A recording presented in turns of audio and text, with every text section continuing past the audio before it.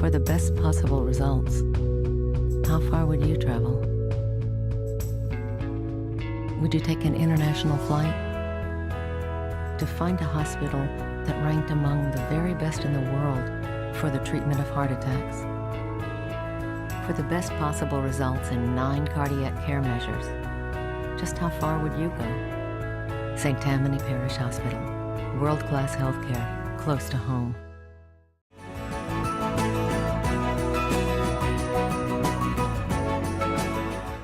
Welcome to Healthy Living, brought to you by St. Tammany Parish Hospital. I'm your host, Amanda Paxton. Today we have 2 guests here from the St. Tammany Parish Hospital Parenting Center to talk about 2 classes that they offer, CHOP and Safe Sitter, that are important lessons for preteens and teens in our community. Our first guest is Lori Cage, the Executive Director of the Parenting Center. Welcome, Lori. Thank you, Amanda, for having me. So I guess first, can you tell us a little bit about your background? I am by training a social worker, and I have been at the Parenting Center as the Executive Director for the past 16 years. Okay, awesome. Well, you are here to talk a little bit about a Safe Sitter program and kind of some of the things that that teaches to teenagers in our community. Yes, we have been doing Safe Sitter for about 15 years. The program itself has been going on for 35 years, so it is a national program that they have over 900 sites in all 50 states. And it's a 2-day babysitting course, and so it's 11 hours of instruction for 11 to 16-year-olds. Okay, and why is it important for someone to take this class rather than just become a babysitter? Well, it teaches a lot of important skills. I wish I would have taken the babysitting course before I became a babysitter, but also before I became a parent, because it has a lot of, it's just chock full of important information. Okay, and so is that a reason, is this like a, kind of like a certification for teens that they can use to tell parents this is why you should hire me as your babysitter? Absolutely, absolutely. Some of the skills that it teaches, there's a lot of safety skills, but also first aid and CPR, some behavior management, and some life and business skills. So some of the first things, the safety skills, they talk about indoor, outdoor, personal safety, and also online safety, which is a huge issue these days. So can you go into a little more detail of those safety things? Because I think a lot of people just assume they learn those things from their parents, or it's going to be fine, that sort of thing. So what kind of things are you teaching, say, for indoor safety? For indoor safety, first of all, we teach them how to introduce themselves to the children and the parents. But on their first visit, when they get to the home, we ask them to have the parents take them on a tour of the house so they can learn everything in their environment. Also closed doors, for instance, bathrooms and things like that, and bedrooms where you don't want small children to wander into. And also to avoid cooking if possible, and to make sure they don't have any visitors, find a flashlight, and go through any kind of emergency procedures that they might need to know with weather conditions or things like that with the parents.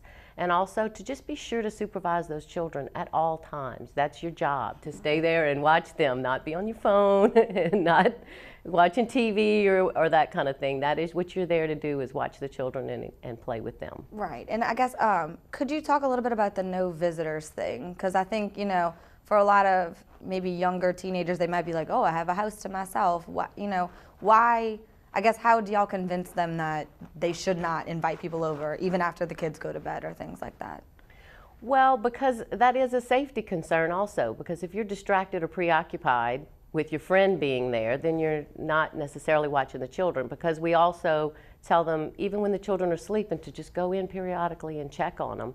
And the visitors is also no visitors for the other children that are there. If you have maybe you're babysitting a 10-year-old and they want their friend to come over, well, then that's added responsibility and added distractions for the sitter themselves. And other visitors that come over, maybe it's a family member of the people you're babysitting that wants to come over, and it's like, it's very important to say, no, I'm babysitting, this is my job, and to really take that responsibility as it is a job, and it's important for you to do. So, and also we tell them, it may be hard, but don't go to sleep either. Just because the children are asleep doesn't mean you're off duty. You're there to babysit until you're relieved of your duty. And then we also teach them, you know, for certain things, to not set themselves up for failure, to make sure that they can handle the job with the age appropriate children and number of children and hours. We tell them, you know, start off slow, babysit for a few hours, not for 6 hours or so, a long period of time, just to make sure that they are competent and confident in their role. Okay, awesome. Kit, you mentioned outdoor safety as well as online safety. Can you talk a little bit about those? Well, some of the things we say is, you know, of course, in our community, there's lots of people with yards and things like that. So it's okay to go out in the yard and play with the kids if you have permission from the parents, first of all. If there's a nearby park, if it's okay for you to walk them to the park, but you want to stay away from high traffic areas and things like that. And then we also talk about if you see someone suspicious coming around or you feel uncomfortable for some reason, go in the house and lock the doors. You know, just get away from the situation. And also don't approach any animals that you don't know. You know, it's very tempting, a little waggy dog coming up, but you just never know what their temperament's going to be, and you want your priority is to keep the children safe. And also to avoid swimming, even if you know how to swim, but kiddie pools and things like that, because accidents can happen so very quickly. Right, okay. And then online safety and kind of personal safety? Yeah, the online safety is really teaches them skills they need for personally, not necessarily when they're babysitting, but just to make sure they have good passwords, make sure they share things with their parents that they're doing online, especially if there's anything suspicious, not to accept friends and talking to friends online or playing games or anything like that when you don't know, and also to just be respectful. It's kind of a, you know, talking about bullying is a huge thing these days, and just to be respectful online. And also with the personal safety is making sure they have a phone available, because again, you're tempted to be online while you're talking on the phone, but you want to make sure you have a phone available in case of emergencies, and to just stay away from people that make you feel uncomfortable. I always say, trust your gut. Even if you think nothing's wrong, don't let somebody convince you nothing's wrong, to go ahead and call a backup adult. That's one thing we really make sure we tell them, is to have a backup adult available to call in case of an emergency, other than the parent, in case you can't get in touch with the parents, just to also have a backup. And a real important thing is a safety signal. I'm huge on this, whether you babysit or don't babysit. If you have a preteen, to set a safety signal with your child. And what that means is, if your child calls, my son, his safety signal was Brussels sprouts. I don't know why, that's what he came up with. That was his word. But if he called me and said, hey, are we having Brussels sprouts for dinner tonight? I knew to get in the car and go get him immediately. Okay. Don't ask questions, don't drill them, don't, you know, do that kind of thing, and to go get him. Because in preteens, they're also going to be in different situations in babysitting. They might be at a party and they're uncomfortable with some situation. Well, they don't want to be embarrassed in front of their friends, but you know, you want to have that in place. I have a question about the online aspect too, in regards to babysitting. So I know Snapchat and Instagram and those kind of things are kind of big. Is something that y'all talk about, you know, either asking the parents first or just not doing it at all, like to Snapchat the kids to your friends, because you're like, oh, they're so cute. Is that, you know, or posting pictures of someone else's kids on Facebook or Instagram, and you don't think anything of it because you post pictures of yourself, but is that something that y'all talk with them about, either to ask the parents first or just to avoid? Well, in reality, they should be avoiding it, because they shouldn't be Snapchatting while they're babysitting. They shouldn't be doing that kind of thing. But again, yeah, in that world, you know, they're Snapchatting every 5 seconds and taking pictures. So we do tell them that. I would say it's best to just not do it. Because to make the decision, you might take a picture of something that you think is totally appropriate, but maybe it's not in the parents' eyes. So we tell them, you know, just kind of keep your phone out. Your phone is for emergencies during babysitting. So you really shouldn't be Snapchatting and doing all those kind of things. Okay. You mentioned earlier first aid skills and some behavior management. Can you talk a little more in detail about that? We teach them first aid skills, and also CPR, the infant and child choking, and also rescue breathing. And they get hands-on skills with mannequins, so they actually get to practice on our mannequins. We also have them role play calling the parents in case of an emergency, and also calling 911. And we are fortunate enough that we have a 911 representative that comes and assists with the teaching of the class. And so she also helps with that role play, and it's, you know, more real. Right. You know, because she's a 911 operator, so how you would do that. And we also bring, as far as the learning the business skills and things like that, we bring in a guest and let them practice with the parent and their children, interviewing them for a job, screening a job to make sure that they stay safe, and also negotiating the fee, which is very uncomfortable for me, and much less for a young person. So we just teach them some of those skills, and they also, I think that role playing kind of makes it a little more real, because it's not someone they know, and we talk to them about that. And along those lines, talking about the developmental skills and the behavioral skills, because knowing each age group what to expect from the children and how to engage with them. You know, we tell them you have to get down on their level and face to face with them to make them more comfortable and engage with them that way. They also are, we talk about their duties for bedtime, entertainment, toileting, snacks, meals, things like that, allergies. They have a sheet that they bring that they do the interview with the parents. So they write all this information down and have that available to them. And they also are armed with a book. We give them a student handbook, and in that handbook they have the first aid chart. They have your script that you would need if you had to call 911. It also has all the behavioral stages. You know, you might forget, okay, what was that with the 2-year-old? Are they supposed to be able to do this or not? You know, and no, I definitely, as an adult, I don't know, I didn't grow up around, I mean, a lot of younger kids when I was a teenager, so as an adult, I'm always like, shouldn't you be able to do that?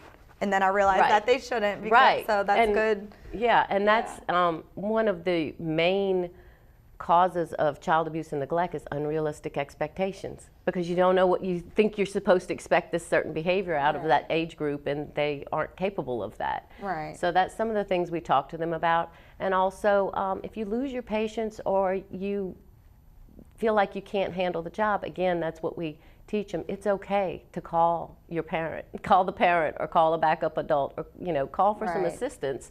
And I think that's a great life skill for later on for them to learn when you become a parent, because then you're really tired, you know, and just to say, it's okay, maybe I can't handle this situation right now, or maybe this child is just being a little more challenging than I expected. Okay. And I need some help. Well, that's awesome. Well, thank you so much for being here, and I think this is excellent information for anyone who's considering babysitting. Right. Is there somewhere that they can find out when these classes are? Yes, they can go to www.stph.org, and they can go in the search box for calendars and events. And we do offer these classes throughout the year during Thanksgiving, Easter break, and several times during the summer. And I would say these classes are, even if they never babysit a day in their life, it is excellent. My son took this course. He didn't babysit, but there was an emergency with a friend with an ATV, and he remained calm and provided comfort and got him to safety. And he said he remembered the skills that he learned during, you know, the first aid and stuff during Safe Sitter. So I would say it's just an excellent course to take for many reasons. Okay. Thank you so much to Lori for being here and telling us about Safe Sitter. Up next, we have Marley SJ to talk a little bit about cooking healthy options and portions. The North Shore. It's our place, where finer things are sometimes the simple ones. Social, sweet, and spirited, but always in harmony. Around here, life is about great things coming together. St. Tammany Parish Hospital and Oxnard, collaborating in the name of community. Welcome back to Healthy Living, brought to you by St. Tammany Parish Hospital. Our next guest is Marlise SJ to talk a little bit about cooking healthy options and portions. Marlise is the Community Outreach Coordinator at the St. Tammany Parish Hospital Parenting Center.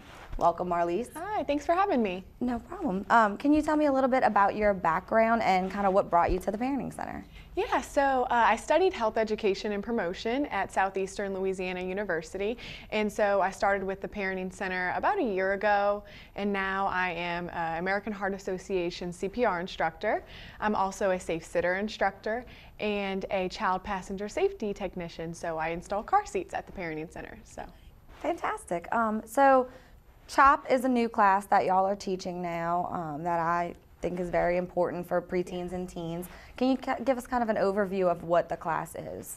Absolutely. So CHOP is an acronym for Cooking Healthy Options and Portions. So it's an 8-week class that's designed to teach these teens hands-on cooking skills from chopping to blending, baking, mixing, all of it. So they really get in the kitchen and learn how to cook for themselves, how to prepare their own meals, and kind of play with the food. So it's pretty cool. Okay. And I guess, can you go into a little detail about some of the things that y'all teach? Because it sounds important. I know from someone my age, a lot of people that I went to college with and things like that didn't know how to cook when they went. So I think it's an extremely important lessons for kids to learn. Absolutely. So the first thing we talk about is kitchen safety. So we're teaching them exactly how to wash their hands. We start from step 1. So washing their hands, 20 seconds, warm water. You'd be surprised how many teens don't know exactly the proper way to wash their hands. Wow. So we go over that. We go over kitchen safety, like I said, so using the knives appropriately, using blenders and ovens, making sure they're not having their hair down, and long clothing when they reach over the stove. So always making sure the oven's turned off whenever it's not being used. Just basic kitchen safety to make sure that obviously we want them to learn how to cook, but we want them to be safe as well. Okay, what about like food safety? I know, people don't know. Some people I think go a little overboard with washing their food, and then other people, don't do anything. Absolutely. So we teach them to wash every single fruit and vegetable that we have, and they're actually surprised. They didn't realize they had to do that when they grab fruits and vegetables. So we show them to wash all of that and how to keep the meat separate from the fruits and the vegetables, and making sure they're washing their utensils that they're using and their cutting boards after they're cutting raw meat. So we really want to make sure they understand that foodborne illnesses is a real thing, and they need to make sure that they're preventing that in the kitchen. Okay, and then obviously the title is Cooking Healthy Options and Portions. So can you talk a little bit about portion sizes and that sort of thing? I know that's a big problem that we have in the country. Yes. Is too big of portion sizes. So Absolutely. So teens here in America, they're used to portion sizes that are much larger than other countries. So we want to show them what a proper portion size is. So first we start with the food labels. They have to understand the food nutrition facts on the back of the food that they're eating. So they learn how to read the serving sizes and what that means. Then they go into learning that a cup of fruit is actually about the size of a baseball, or a cereal. What they expect to be a bowl of cereal is a lot smaller than what they're used to eating. So we show them what those normal sizes should be and actually what they're used to eating, as well as just a My Plate recommendation. So we put the plate in front of them and show them that half the plate should be fruits and vegetables and the other half should be whole grains and proteins. So they can see what a healthy plate would look like. right, okay. And then can you talk a little bit about healthy food options in general? Because just because you say, a grain and a protein doesn't mean it's going to be a healthy grain and a healthy protein. Exactly. So first we start with things that they love. So kids love chips, potato chips, and French fries and things like that. So we're showing them how to take the chips that they love and search for the baked options, the low sodium, the low fat. So we actually bring those things to them. They can try it and they say, oh, this is really good. And then we say, well, actually, this is low sodium, this is low fat, sugar-free, or things like that. So we're showing them how to bake the French fries that they love to eat that are normally fried, and how to eat fat-free and low-fat products, and they enjoy them.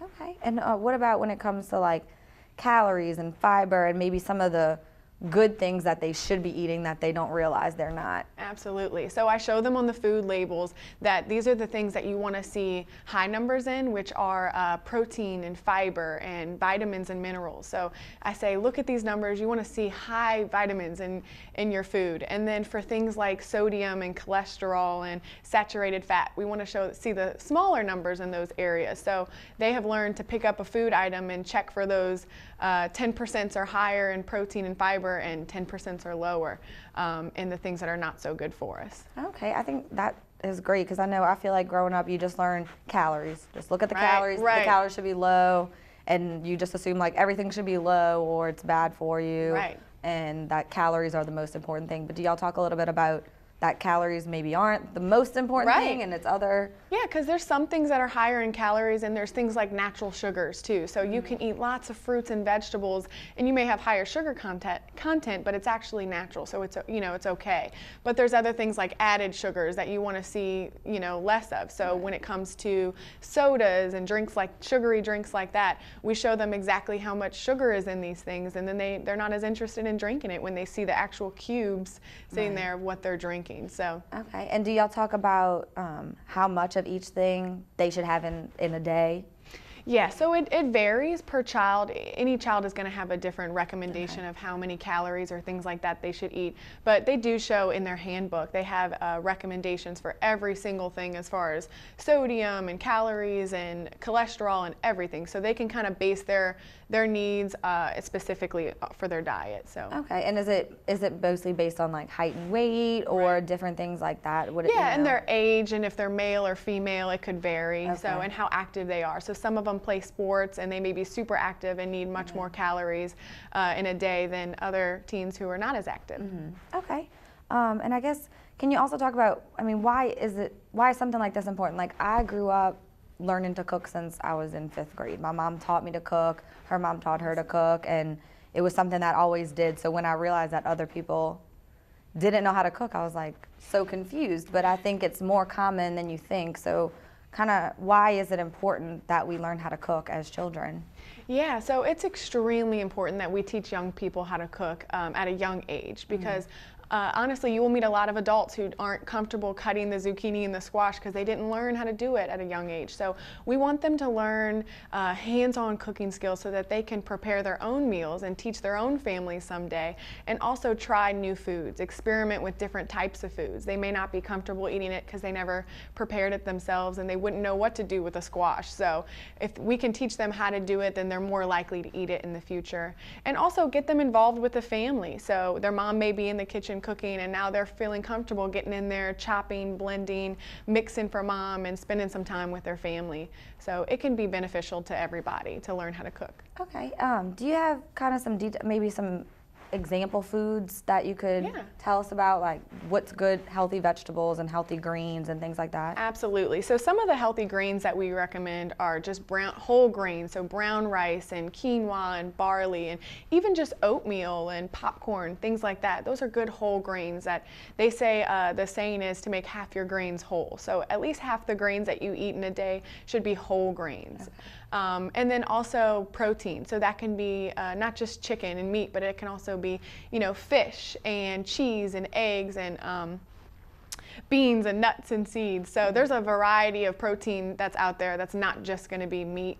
Right. And for fruits, there's so many fruits that they can have. And luckily here in Louisiana, we have fresh markets on Saturdays, and you can go get fresh, locally grown, organic fruits and vegetables. So strawberries and blueberries, bananas and squash and broccoli and carrots. There's so many. So we show them, you know, how to prepare these things, what they look like, and different ways to eat them, how they enjoy eating them. So they enjoy it. And so this kind of, I guess, trait, I think a lot of our food habits are learned when we're young. So is a big important part of this kind of teaching you better food habits? Absolutely. So we want to show them at a young age this is the proper way to eat so that they can carry this on into the future.